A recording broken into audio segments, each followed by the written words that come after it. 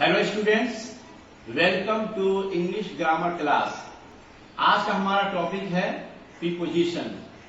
Articles की तरह preposition भी एक बहुत ही ट्रिकी सब्जेक्ट है इंग्लिश ग्रामर का। इसे भी समझना बहुत जरूरी है। अक्सर प्रीपोजिशन के यूज में हम लोगों से गलती हो जाती है। हम उम्मीद करते हैं कि आज का जो मेरा प्रीपोजिशन के ऊपर जो क्लास है, इसे देख लेने के बाद या सीख लेने के बाद हम उम्मीद करते हैं कि आप लोगों से शायद गलती प्रीपोजिशन में न हो। तो जिस तरह से हमें आर्टिकल्स को टीचिंग करते वक्त जो स्लाइड शो के जरिए हमने टीचिंग किया था, प्रीपोजिशन को भी हम लोग स्लाइड शो के ही तरीके से हम इसको सीखेंगे। तो let's move to the slide show on the use of preposition. Preposition. Read the following sentence. The book is kept dash the table. In the above sentence, a word is missing, due to which we cannot know where the book is kept. On the table, under the table, behind the table. That is, we cannot know the position of the book in relation to the table. अब यहाँ पर देखिए, जो sentence है the book is cap, यहाँ पर एक dash दिया हुआ है जहाँ पर एक वर्ड मिसिंग है। उस वर्ड के मिसिंग होने की वजह से ये समझ में नहीं आ रहा है कि ये बुक का टेबल के साथ क्या रिलेशन है, माने बुक टेबल के किस तरफ है। ऑन द टेबल है, अंडर द टेबल है, बिहाइंड द टेबल है या बिसाइड द टेबल है। तो there must be some word to indicate the position of the book in relation to the table. तो वो वर्ड जो यहाँ पर मिसिंग है। तो अब हम चलते हैं दूसरे सेंटेंस की तरफ। देखिए, अब देखिए यहाँ पर सेंटेंस लिखा हुआ है the book is kept on the table. Now this red coloured word on indicates the position of the book in relation to the table. That is, the book is on the table. Table के ऊपर में book है। In the above sentence, the word on tells us the position of the book in relation to the table. अब इस word की वजह से हमको ये समझ में आ रहा है कि बुक टेबल के साथ टेबल के किस तरफ है। तो हमको पता चल गया कि टेबल के ऊपर में है। तो ये एक ऐसा खास वर्ड है जो हमको ये बता रहा है कि बुक का पोजीशन है कहाँ, यानी टेबल के ऊपर है। तो इस तरह के वर्ड को हम लोग प्रीपोजिशन कहते हैं, यानी such word is called preposition. Now the definition of preposition. Preposition का डेफिनेशन क्या हुआ तब? A preposition is a word which shows the relation between a noun, a pronoun and some other word in a sentence. माने कोई noun या pronoun का के साथ उस सेंटेंस में किसी दूसरे वर्ड के साथ क्या रिलेशन है, यानी जैसे ये बुक का टेबल के साथ क्या रिलेशन है। बुक नाउन हो गया या प्रोनाउन भी हो सकता है, उसी से यहाँ टेबल भी नाउन है। तब एक नाउन का दूसरे नाउन के साथ क्या रिलेशन है वो हमको ऑन बतला रहा है। इस तरह के वर्ड को हम लोग प्रीपोजिशन कहते हैं। Now here is the list of prepositions. सब देखिए, यहाँ से 30 यहाँ पर प्रीपोजिशंस का लिस्ट दिया हुआ है। At, in, on, upon, inside, outside, by, with, to, from, of, up, down, above, over, for, out, below, under, through, across, along, between, among, around, about, before, after, within, without, till, behind, beside, beyond, near. तो इस तरह से ये list of prepositions है। तो इसको आप जान जाइए कि ये प्रीपोजिशन है। ठीक है, अब हम लोग चलते हैं प्रीपोजिशन ऑफ प्लेस इन। मतलब इन एक ऐसा प्रीपोजिशन है जो प्लेस के लिए इस्तेमाल होता है। ठीक है, अब यहां पर देखिए, read the following sentences. The head master is in the office. Teachers are in the staff room. Students are in their classrooms. They keep their books and copies in their bags. They carry water in bottles. He keeps money in his pocket. We travel in a bus or train. तो यहां पर जो आप देख रहे हैं red colour preposition इन दिया हुआ है, ये इंडिकेट कर रहा है प्लेस का, के हेडमास्टर टीचर स्टूडेंट्स कहां है। तो यहां से आपको क्लियर समझ में आ रहा है कि इनका इस्तेमाल प्लेस में किस तरह से होता है। प्रीपोजिशन ऑफ प्लेस ऑन भी जो है प्रीपोजिशन ऑफ प्लेस में इस्तेमाल होता है। तो यहां भी read the following sentences. Sentence number 1, students keep their bags on the table. Sentence number 2, a teacher keeps a duster and chalks on a desk. Number 3, a blackboard is fixed on the wall. Sentence number 4, a teacher sits on a chair. 5, boats sail on the rivers. Ships sail on the seas. Number 7, a running boy fell on the floor. Sentence number 8, he wears a cap on his head. Sentence number 9, he goes to the school on a cycle. Sentence number 10, we walk on the road. तो देखिए ये on का इस्तेमाल हुआ है। On का इस्तेमाल होता है वहां पर सरफेस के साथ टचिंग पोजीशन में रहता है, मैंने टीचर या चेयर के ऊपर बैठा हुआ तो टचिंग करता है उसको, ठीक है। बोट्स रिवर्स पर सेल करता है तो टच करता है उसको। तो ऑन जो है इंडिकेट करता है टच, माने surfaces are in touch with one another. Preposition of time on. On का हम लोग इस्तेमाल लिखेंगे। Read the following sentences. 1, the school remains closed on Sundays.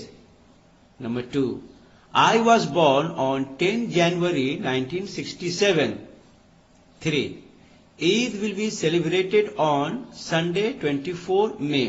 अब यहां पर देखिए where has on been use, on का यूज हुआ है before the names of days, before writing date like this 10 January 1967 and here on Sunday 24 May like this, before the name of day, before the name of month.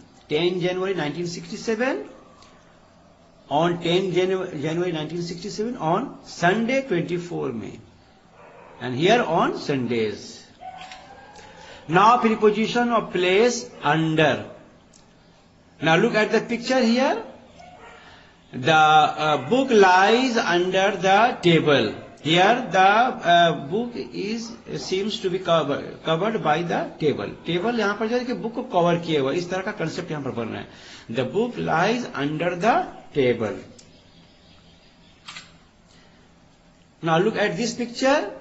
The cat is under the chair. यहाँ भी the chair covers the cat. तो इस तरह का जहाँ concept होगा वहां पर हम लोग अंडर का यूज करेंगे। ये भी प्रीपोजिशन ऑफ प्लेस के लिए इस्तेमाल होता है, ठीक है। Under,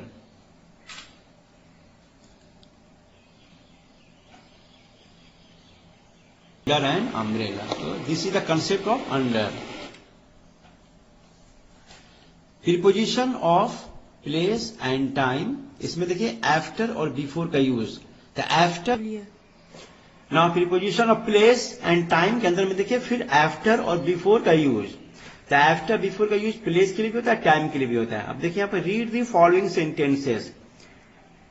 number 1, A comes before B and C comes after B. Number 2, an adjective is placed before a noun. Number 3, a noun is placed after an adjective. अभी जो है प्लेस के लिए इस्तेमाल हुआ। उसी तरह में देखिए नंबर 4 में देखिए जनवरी कम्स आफ्टर दिसंबर, ये भी प्लेस के लिए है। मार्च कम्स बिफोर अप्रैल, ये टाइम के लिए भी हो जाएगा। यहां पर देखिए Diwali comes after Durga Puja, Ramzan comes before Eid. The train reached the station before time, the train reached the station after 1 hour। तो ये था आफ्टर और बिफोर का यूज प्रीपोजिशन के तौर पर। Now move on to another slide. Between, यहां पर देखिए एक्स वाई जेड लिखा हुआ है। अब हम इसको देखते हैं। y is between x and z। फिर है 1 2 3। 2 इज बिटवीन 1 एंड 3। एक सेंटेंस स्ट्रक्चर देखिए, subject plus verb plus object. Now we can say a verb comes between a subject and an object. तो ये था बिटवीन का कंसेप्ट।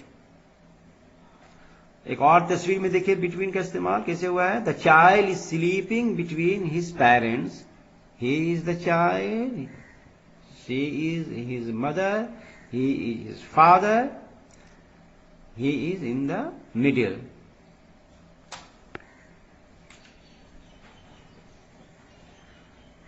Above, over, below. अभी ये भी प्रीपोजिशन है, इसका भी इस्तेमाल देखिए, प्लेस के लिए इस्तेमाल होता है।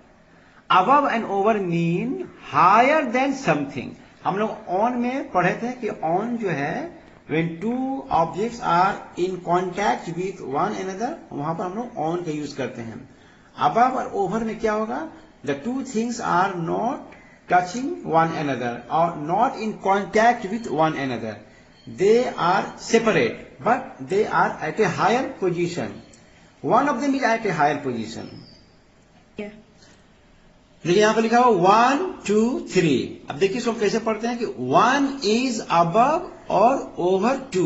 देखिए 1 is above over 2। फिर यहां पर देखिए 2 is below 1। 2 is below 1। अब फिर से यहां पर देखिए 2 is above 3 या over 3। 3 is below 2। तो ये है above, over, below का कंसेप्ट। अब यहां पर देखिए इस सेंटेंस में the earth is below the sky. The earth is below sky, the sky is above the earth. अब यहां स्काई जो है अर्थ से अबव है, मतलब बहुत हाई पोजीशन पर है, ठीक है।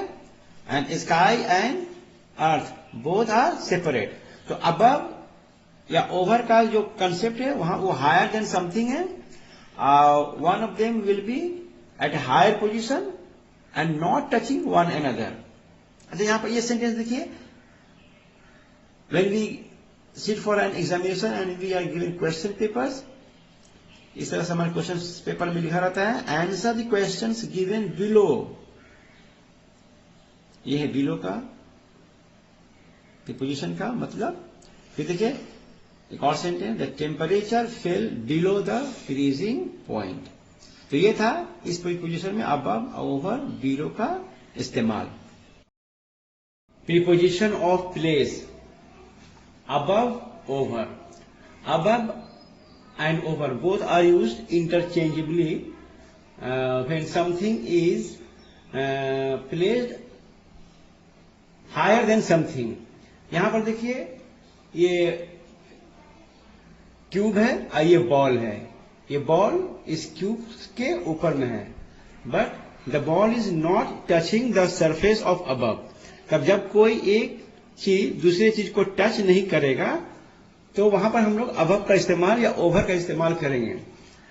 अबव और ओवर, जैसे the ball is above the cube और the ball is over the cube, both have the same meaning. तो ये था अबव का पिक्चर को, अबव के कंसेप्ट को समझने के लिए देखिए ये picture.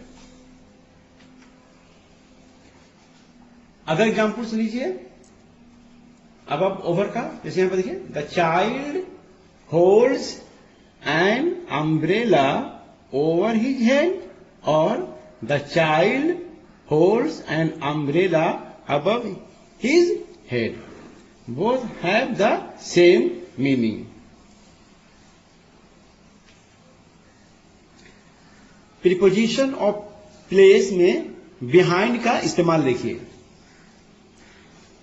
The child is hiding behind the chair.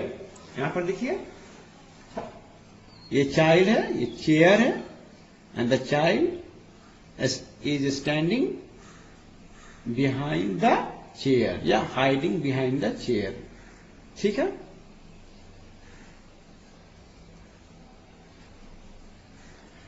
अब देखिए बिफोर अब बिहाइंड का इस्तेमाल.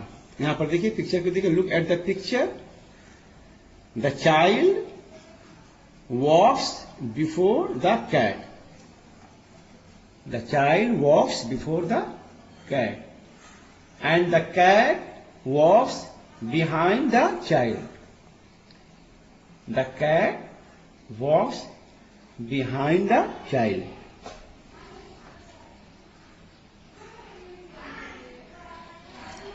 Preposition of place beside.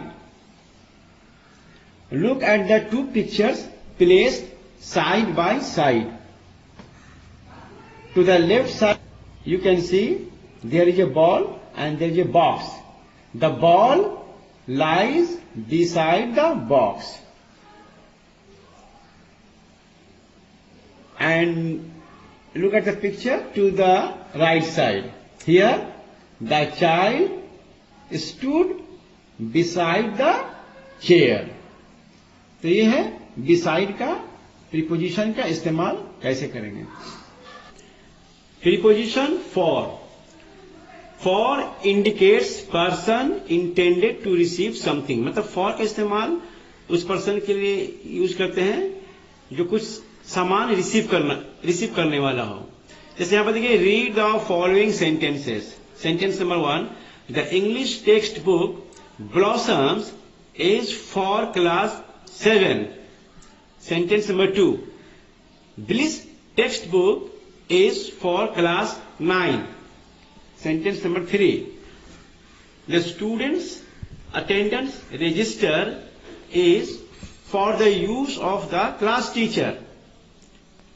Sentence 4, the headmaster's office is for the school headmaster. Sentence 5, the staff room is for the school teachers. तो ये है for का इस्तेमाल. I hope you are getting the meaning of for quite comfortably and clearly. Preposition of movement upon. अब हमको देखना है upon का इस्तेमाल. Look at the video. Very interesting video.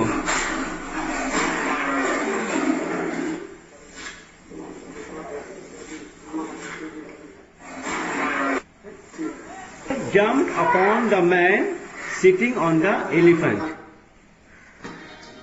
Now preposition of movement over.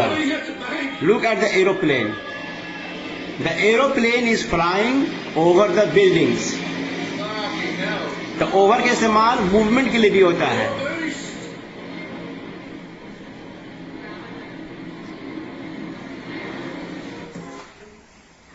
अब देखिए इनटू का use movement के केस में. The children jumped into the pool.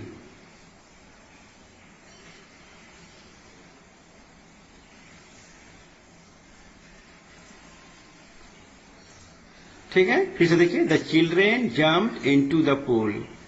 यहां पर जम्प्ड इनटू द पूल हुआ. इनटू का इस्तेमाल मूवमेंट के लिए.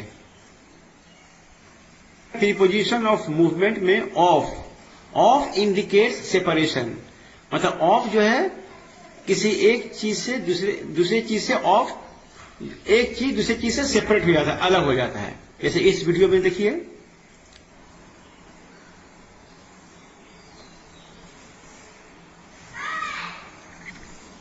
you will see, just see how leaves are falling off the trees.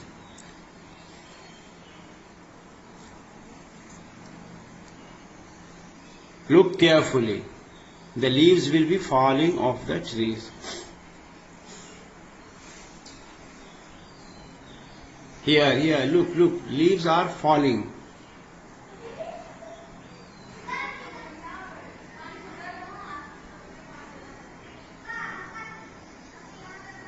Leaves are falling. Leaves are falling. और भी एग्जाम्पल्स देखिए ऑफ का. Read the sentences given below.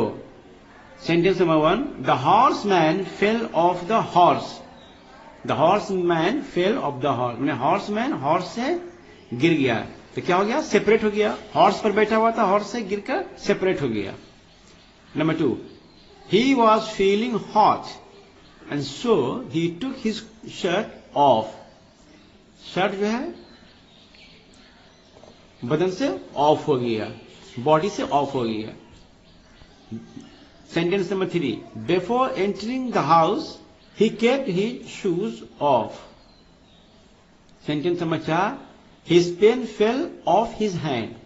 Pen हाथ से गिर गया, तो पेन जो हाथ में था वो हाथ से अलग होकर गिरकर अलग हो गया. ये ऑफ जो है प्रीपोजिशन ऑफ मूवमेंट भी है, लेकिन it gives the sense of separation. Use of preposition through. Now look at the two pictures placed side by side. Here is the train passing through a tunnel, and in the picture to the right side a boy is peeping through the door. Now the train is going through a tunnel. देखिए train है, ये tunnel है, tunnel के अंदर से जा रहा है. यहाँ पर थ्रू का सेंस डेवलप हो रहा है. उसी तरह से यहाँ पर the boy is looking inside the room through a keyhole. ठीक है, तो ये भी थ्रू का कंसेप्ट यहां पर दे रहा है इस तरह से. Now look eight other pictures. She is passing thread through a needle. यहां पर देखिए, ये this is the needle, this is thread, the thread is passing through the needle. किस तरह से नीडल से गुजर रहा है यहां पर. Now come to the right side picture. A boy is looking through the telescope at the sky. तो this is the use of preposition through. Now the use of preposition against. Look at the two pictures side by side. Here to the left side picture, the man leans against the wall, or the man stands against the wall. ठीक है. To the right side picture, this man has placed the ladder against the wall. तो नहीं है, against the, ये building है या room है या हाउस है, against the house या जो कुछ भी है. तो ये है अगेंस्ट का concept. Preposition around. The meaning of around is surrounding somebody something. Now look at this picture. The earth moves around the sun. Preposition around gives the concept of a circular path. Here the earth moves in a circular path around the sun. And to the right side picture, the people are discussing a matter around a table. Preposition among. It means in the middle of, surrounded by. यहां पर भी देखिए दो picture है, giving you the understanding of the meaning of the preposition among. The is standing among the children. ठीक है. The teacher, the teacher is surrounded by the children. यहां पर देखिए, this is the house in the middle of the trees on the mountain. We can say the house is, there is a house among the trees on the mountain. मतलब ये house है चारों तरफ से mountain में trees से surrounded है. Other examples, take other examples. For example, you think of, firstly, there are 10 boys and there is a girl. we can say that there is a girl among the boys, or there is a boy among the girls. या first कर लीजिए कि there are lots of apples, and the middle of the apples there is an orange. We can say there is an orange among apples. या बहुत सारा oranges है, अब बीच में एक एप्पल रखा हुआ है, तो हम बोल सकते हैं कि there is an apple among oranges. इस तरह से ये अमंग का मीनिंग हुआ.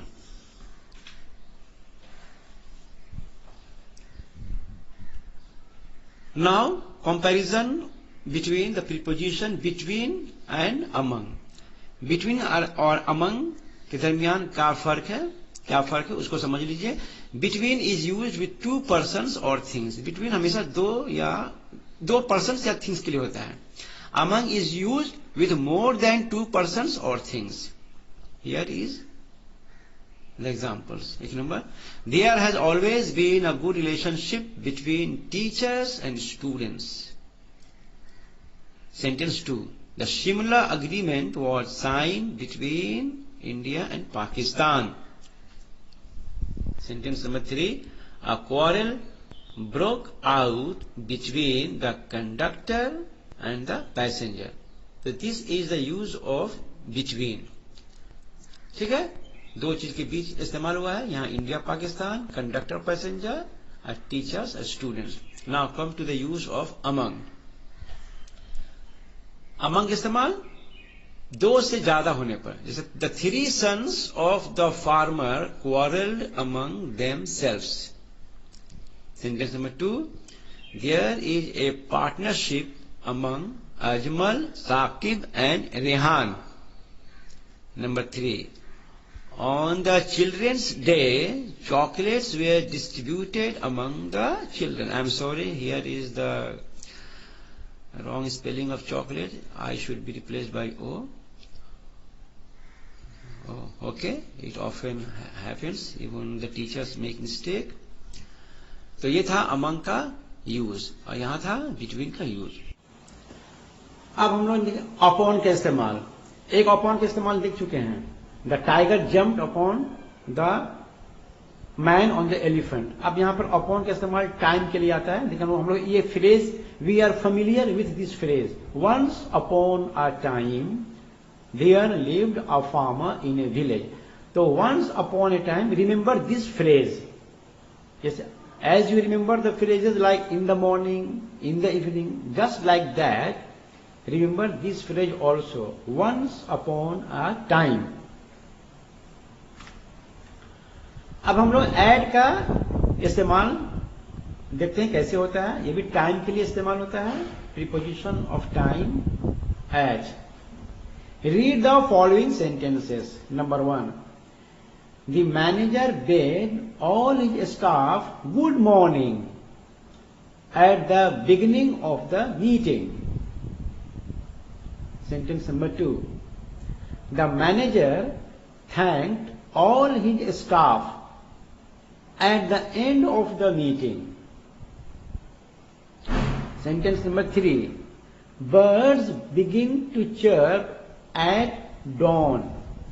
Dawn means very early in the morning. Sentence number 4. We reached Mumbai at night. Sentence number 5. The school sits at 11 a.m. and ends at 4 p.m. Number 6. The family members meet together at breakfast or at lunch or at dinner. Sentence number 7. Suddenly he was awakened at 12 o'clock at night. Sentence number 8. I give my driver bonus at Diwali or at Durga Puja or at Christmas. तो इस तरह से देखिए add का इस्तेमाल कहां कहां होता है, इसको गौर से देखिए। Preposition of time from to. Read the following sentences. The school will remain closed from Monday to Saturday for study leave. From Monday to Saturday for study leave. Number 2.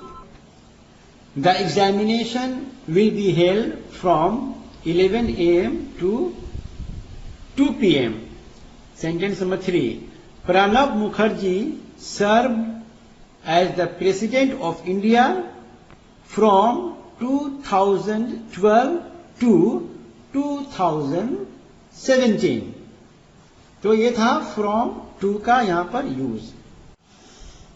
Preposition of time, since, for।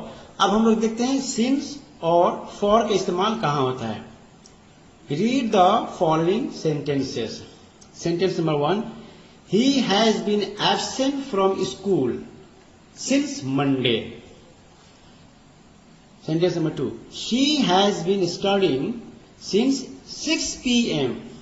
अब यहां पर देखिए, indicates point of time when the action started. Since का इस्तेमाल कहां करते हैं, जहां हमको एग्जैक्ट टाइम या एग्जैक्ट डेट या एग्जैक्ट डे हमको पता हो, एग्जैक्ट, जिसको हम लोग पॉइंट ऑफ टाइम बोलते हैं।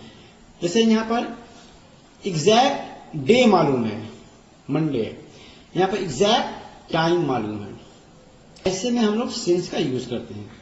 अब यहां पर देखिए सेंटेंस 3 और 4 को देखिए। I have been waiting at the bus stop for 15 minutes.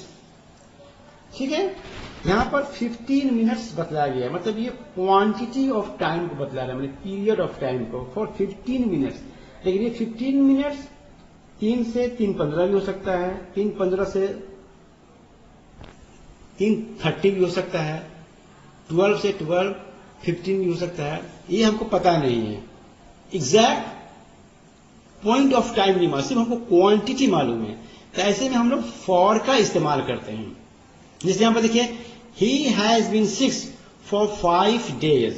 सिर्फ हमको क्वांटिटी मालूम है 5 days, मैंने ये 5 days whence the day starts, मैंने 5 days from where to where, Monday to Friday or Friday to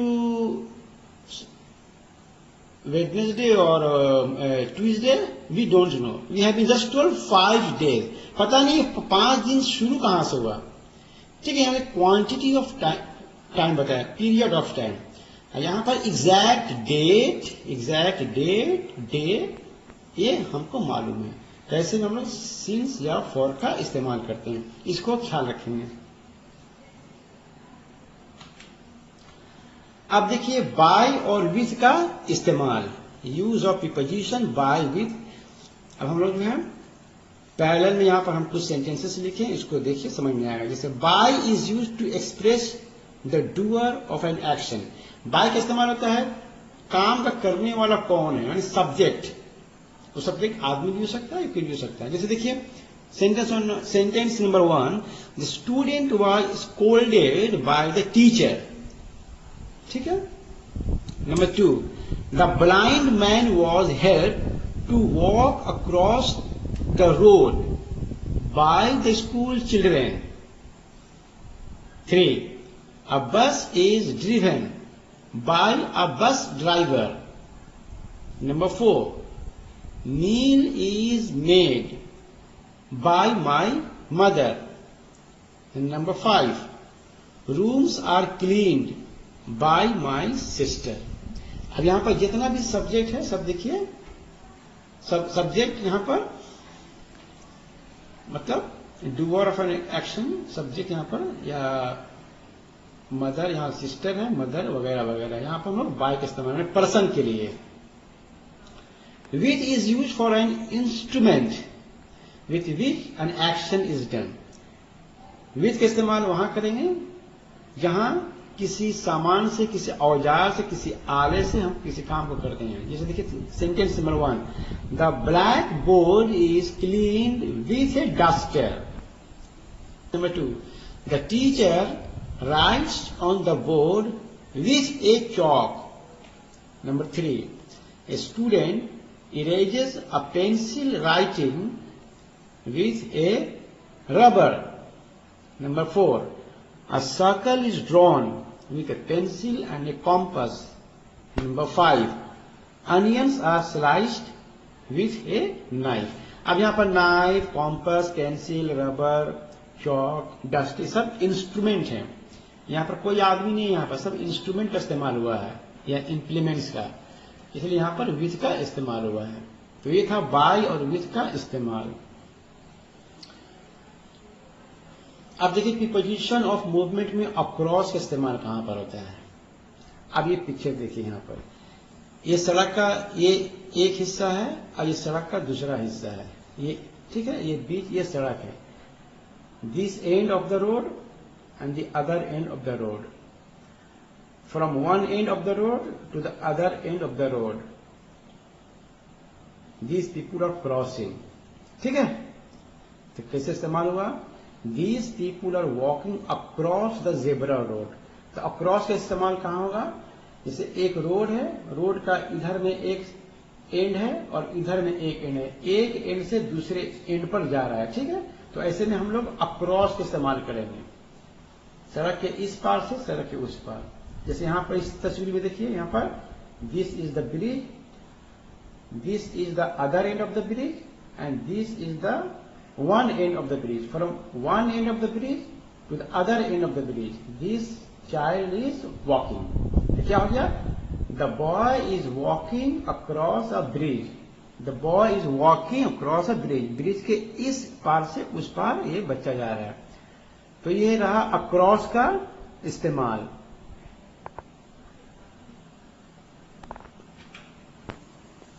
अब देखिए along का इस्तेमाल, preposition of movement along। A boy is walking along the beach। अब देखिए ये बीच है और ये बॉय है, ये वॉकिंग अलोंग कर रहा है। यहाँ इसमें क्या है? अक्रॉस में क्या था? वन एंड से अदर एंड। यहां पर वैसा कुछ नहीं, यहां पर है कि यहां से यहां जा रहा है। ठीक है, यहां से यहां जा रहा है, मैंने पैरेलल। यहां पर जैसे कुछ कोई चीज है, इसका पैरेलल में जा रहा है। ठीक है, तो हम लोग बोलेंगे the boy is walking along the beach.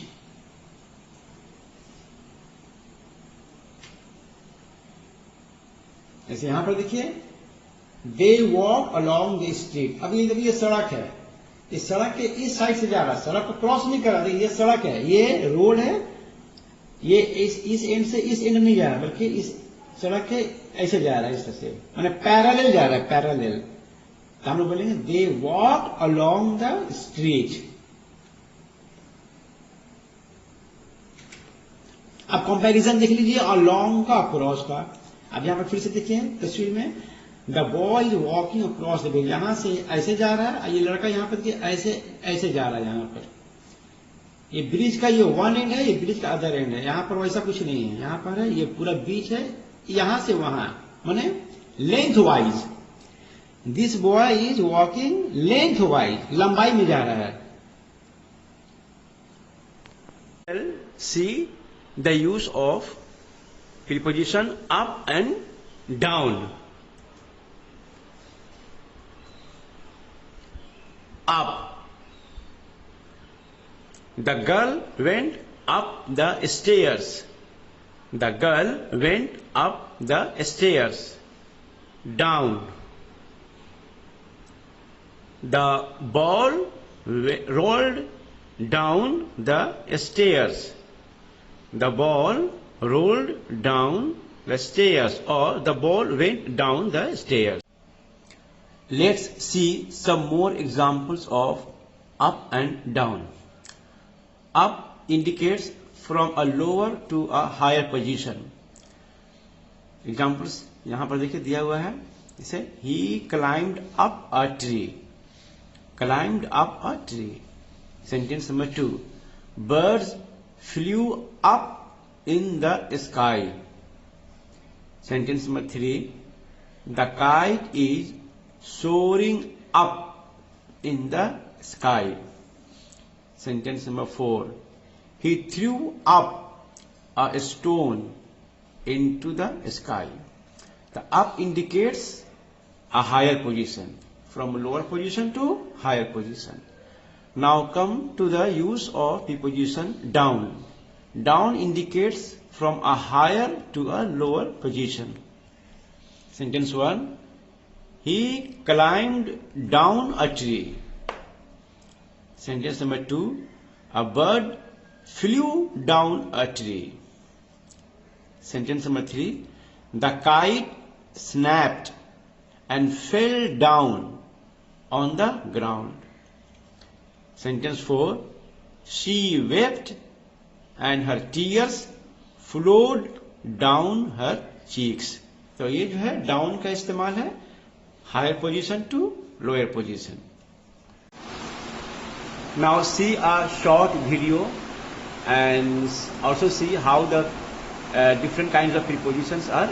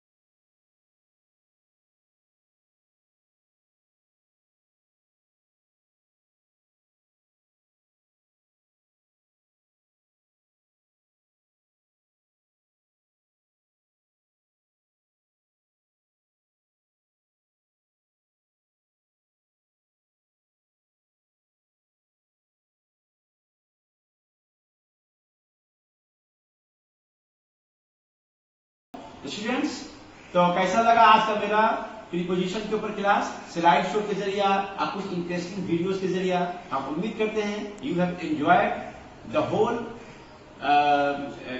Class of learning preposition और आपको बहुत ही इंटरेस्टिंग लगा होगा. आप हमारे इस वीडियो को अपने दोस्तों के साथ शेयर कीजिए, इस चैनल को भी सब्सक्राइब कीजिए और बस इसी के साथ मैं आज आपका क्लास को एंड करता हूं. Thank you very much.